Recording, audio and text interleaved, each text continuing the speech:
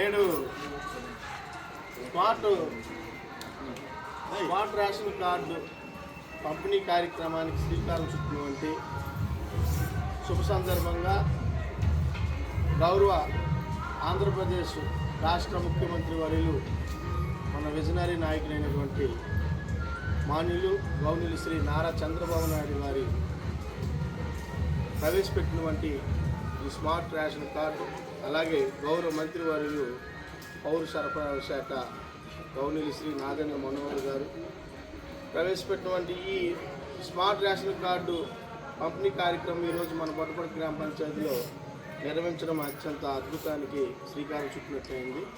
వాస్తవికంగా మాట్లాడుకోవాలనుకుంటే గత 5 సంవత్సరాల్లో పరిపాలించినటువంటి పాలకుడి యొక్క విశేషాలు ఏంటో అందరికీ తెలిసింది. ప్రతి దాని మీద అంటే రేషన్ కార్డు మీద కూడా తన బొమ్మే, లేదంటే తన తండ్రి బొమ్మ, ఇలా డిస్ట్రిబ్యూషన్ ప్రతి పట్టా బుక్ మీద తన బొమ్మ, తన తండ్రి బొమ్మ, ఇలా బొమ్మలతోనే గడిపారు తప్ప అభివృద్ధి అనేది ఎక్కడ నోచుకోలేదు. కానీ నేడు మన ఎన్డీఏ గవర్నమెంట్ ప్రతి కార్యక్రమం చాలా మహా అద్భుతంగా నడుపుతున్నప్పటికి కూడా ఎక్కడ కూడా ఫొటోస్ లేవు. కేవలం ఎవరైతే ఈ దేశానికి, ఈ రాష్ట్రానికి మంచి పురోగతి అభివృద్ధి కోసం పూనుకున్నారో వారి యొక్క త్యాగాన్ని, వారి యొక్క త్యాగదనులను గుర్తించి వారి యొక్క ఫోటోలను పబ్లిష్ చేస్తున్నటువంటి సందర్భం మనం చూస్తూనే ఉన్నాం. ఎందుకంటే డొక్కా సీతమ్మ గారు కానీ, లేదంటే స్కూల్లో సర్వే రాధాకృష్ణ గారి యొక్క విద్యా సంకల్పం అనే ఆ పథకం కానీ, ప్రతి పథకం కూడా ఇప్పుడు స్మార్ట్ రేషన్ కార్డు మీద కూడా ఎవరు ఫోటోలు చూడండి.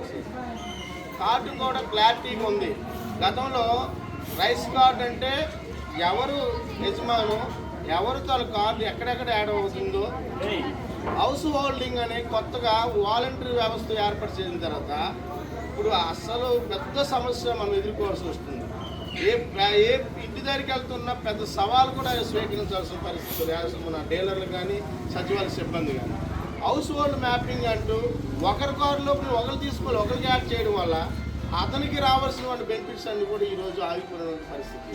వాటిని ఎలాగా మనం చేదెక్కించాలా అనేది కూడా అర్థం కాని పరిస్థితి. ఎందుకంటే సంక్షేమ పథకాలు వాళ్ళకి రావట్లేదు. ఆ సంక్షేమ పథకాలు ఎందుకు రావట్లేదంటే మీరు వెళ్ళి వేరే హౌస్ హోల్డ్లో మీరు యాడ్ అయిపోయినారు, అది తీయాలంటారు. ఇంకా ముసలి ఇప్పుడు వాస్తవం తీసుకోండి, పోతలపల్లి రామారావు గారు వృద్ధాప్య పెన్షన్ అందుకోవాలి, కానీ ఆయన హౌస్ వేరే దాంట్లో హోల్డ్ అయిపోవడం వల్ల మ్యాపింగ్లోకి అది వేరే వెళ్ళిపోతుంది. ఇలాంటి సమస్యలన్నీ కూడా మనం పరిష్కరించాల్సిన పరిస్థితి. ఇవన్నీ దీనికి కారణం ఎవరు? ఆ 2019-2024 చీడకాలం. ఆ చీడకాలంలో వచ్చినటువంటి పాలకుడి యొక్క అవిశేషాలు. కాబట్టి ఆ విశేషాలు ఈరోజు మనం చెప్పుకుంటున్నాం.